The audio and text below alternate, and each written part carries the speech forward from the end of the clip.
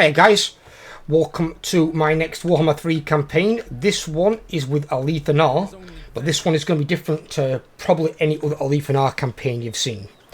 Because what I'm going to do is here, I'm not going to be having in the army eventually any range units, except Alethanar himself. So the idea behind it, what I'm going to be having is I'm going to be having a Swordmaster hero, a Noble, I might have a Mage, and then Mage might be the only one, but no other range units. We're going to make maximum effect of the fact that Alethanar gives 25% ambush chance as his personal trait. Raven, whatever it is. So ambush success chance 25%. If you just upkeep cost of these units, which are range units, but range units don't really get a massive effect from ambushing, when melee armies really do. So he can have the highest ambush success chance of any high elf character. So being able to ambush with a melee army is devastating. Now in terms of how we level Alethanar, I don't need to worry too much about his... my name, Spectre. Oh, more ambush success chance. That's actually good. So I get another 15% there. That one's actually not bad. That one will benefit really well. And that gives you +4 control of provinces. That's also not bad. So we could use some of these potentially to an okay extent. I don't need to worry about levelling up his ability as a character. He might maybe try and snipe some enemy lords, but I'm not overly going to be relying upon him. I just need him for the ambush success chance, which is some more of there under the talent that's under my name. What we're going to be doing is we're going to be buffing the units we need to on his red tree, primarily first. And I'm not sure, does he get the thing in the blue tree? He does. So we've got Elven Healing there, Quartermaster to reduce upkeep cost, which is good. We've got Ancient Cunning. So we could get some more ambush success chance. We could really double down on it.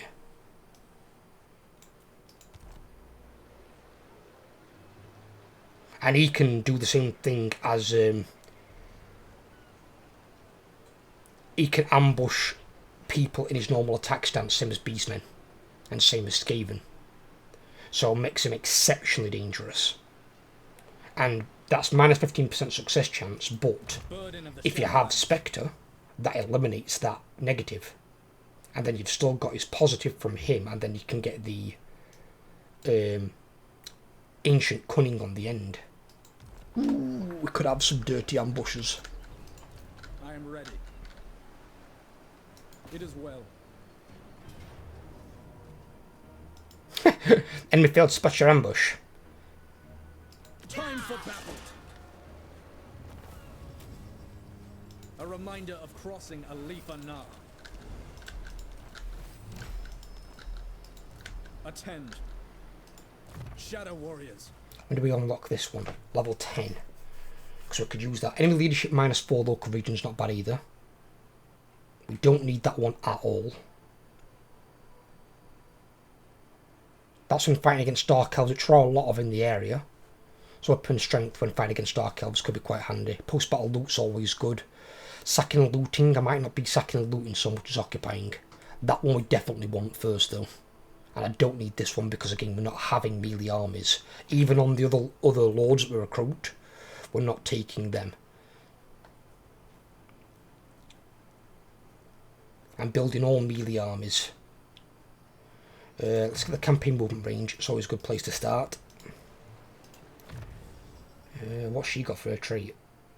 Would say 5% for Phoenix units. Now we'll be having some Phoenixes, so that's actually not bad. I didn't even know that was a trait.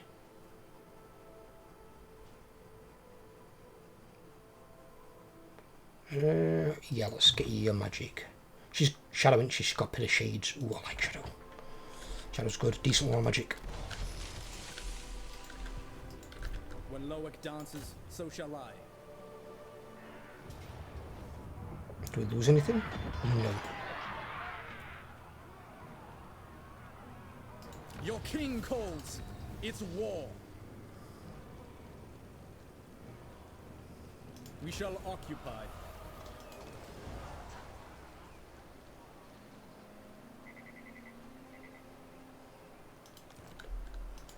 Not one Druki on Nagaryth.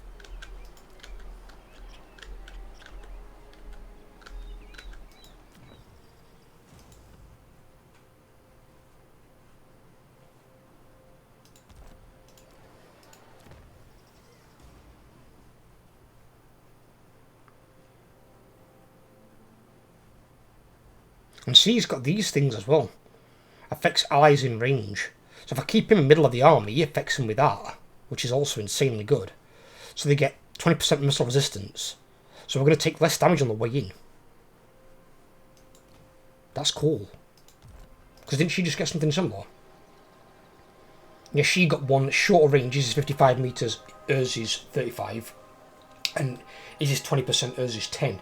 But you get 10% missile resistance to all allies in 35 meters. Eventually I'll put that on a melee character. One of the nobles or the swordmaster.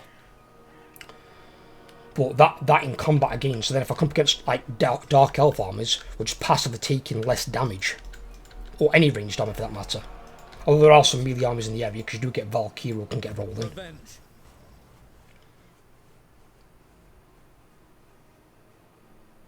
We don't care about being ambushed in this particular case, because we're not going to be really affected by that so much.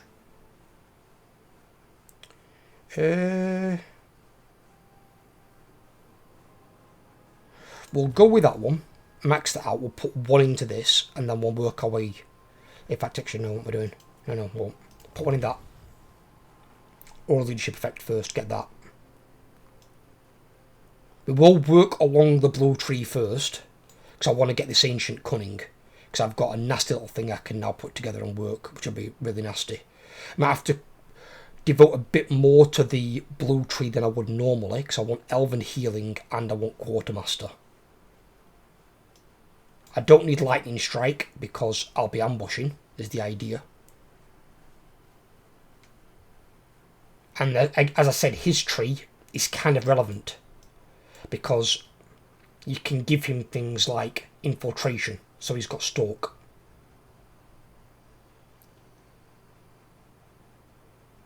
You can get more campaign movement range after winning a battle. Nice. Perfect vigor as well.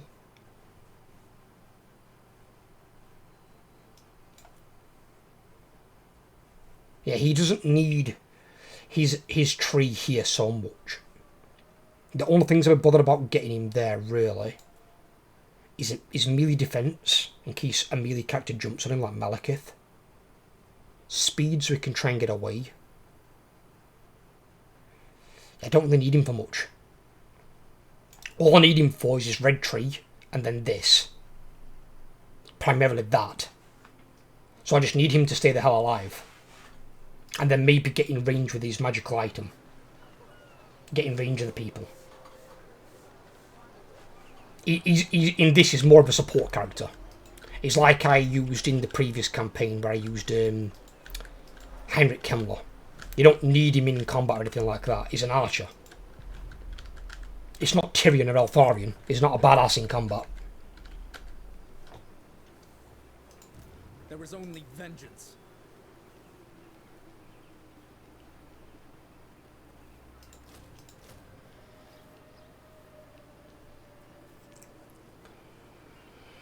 Get me some spearmen.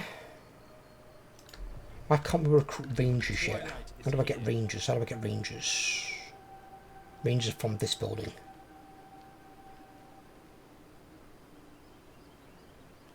We'll get a cavalry from there. The Asa are ageless.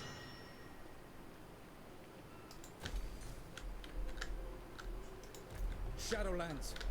Yeah, I need rangers for like my offensive unit, I suppose. At the moment. Obviously, you will eventually change them. You've got rangers. Eventually, you are going to want... Can't even see them on here, I don't think. Where the hell are they? Not Phoenix Guard. White Lions are one you can take. Because again, armoured, armour piercing, they've got lion cloaks, they've got 30% missile resistance, which again is really good. That stacks on top of some of those things, so you can be quite resistant to missiles. Not bad stats, the melee defense is a bit lacking, but that's obviously at base level. It will go up. The fact is they're on piercing is what makes them strong. We won't need her, I don't think, in the army. I believe. That's assuming I can get the other heroes, but at the moment I can't see the buildings for them. We want Frostheart Phoenixes, because they... If we don't use magic, then they're always going to have enough winds of magic, so they can have the 10% ward save. But they have this nasty goddamn hex, 35 meter range. Reduces speed, charge speed, base weapon damage, melee attack, and armor piercing weapon damage. So you have like a couple of Frostheart Phoenixes across your army, and they're like a flying version of like a River Hag Troll. But rather than just taking off -6 melee attack, it takes off all that. So they're really good for like bolstering your front line. These aren't bad as well if you want to use your Vortex and like tear up the enemy formation. But again, you want to make sure your winds of magic stay high. So I might take the spellcasters out the army eventually. I might take them out. You will have some spearmen to begin with, and maybe Silvering Guard for your flanks. They're like your anti-large. But eventually you will upgrade your spearmen or Silvering Guard to Phoenix Guard. Purely because they're armor piercing, and these aren't. And later on against like Cold One Dread Knights, you want armor piercing. Otherwise you're not really going to do a whole lot. So you want those units in there. You want to make sure you've got armor piercing on both of them. And then you've got Silver Helms. You want your basic one, you don't want the shock cavalry. So you haven't got to cycle charge them. But they're more for taking out the enemy range units and artillery. But if you can, you'd want the Dragon Knights if you can get to them. Or if you can afford them. But Silver Helms will do the job. Just don't put them on a 1-to-1 against Dread Knights, because that's where they'll lose. Or other top tier cavalry of a similar kind.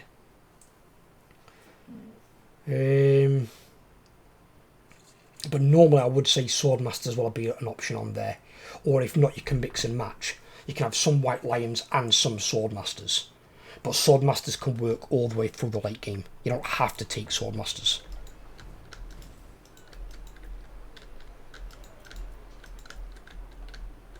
Or when you're ambushing like I'm going to be doing, it's going to be dirty.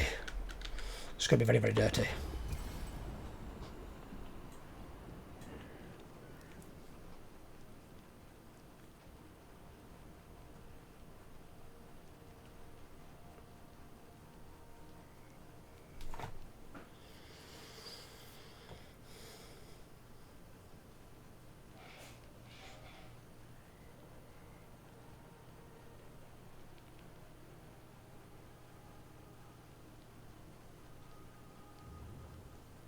Oh, look, how quaint, another army.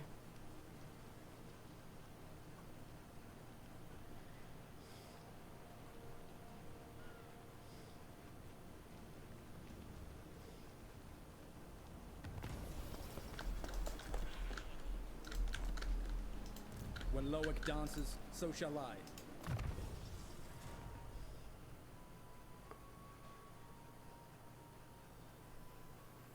Ooh, actually as well, that's... Well, it is, but yeah.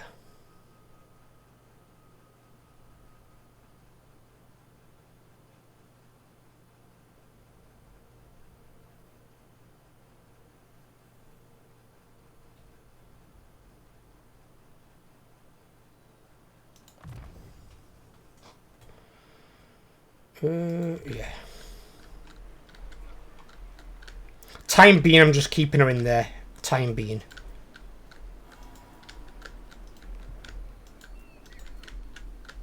Ultimately, they're not going to be, and ultimately the armies are going to be led by a melee lord. So I'm going to be looking at princes, I believe. Was it princess? I think it's prince, isn't it?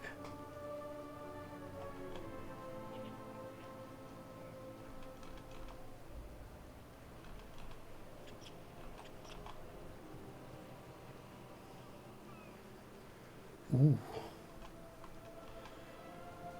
See, that one's good as well, though. Although you don't need the ammunition side, the unit experience gain per turn plus 250.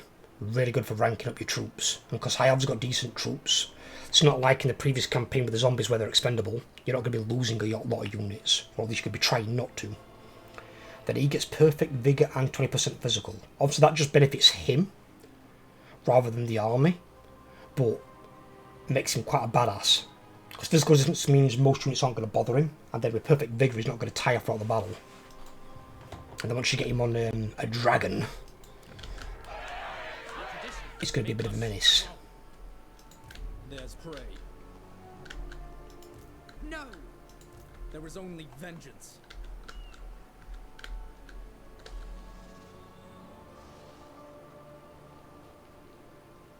I journey.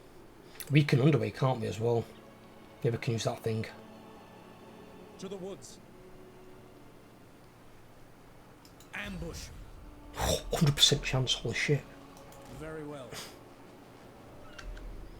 Just going to pop him there, because they might come round to attack, or move at least. We'll see.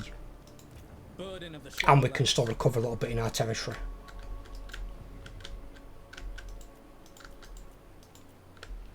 Right, I'm going to leave this first part here. I'm going to keep it short and sweet. I hope you guys have enjoyed.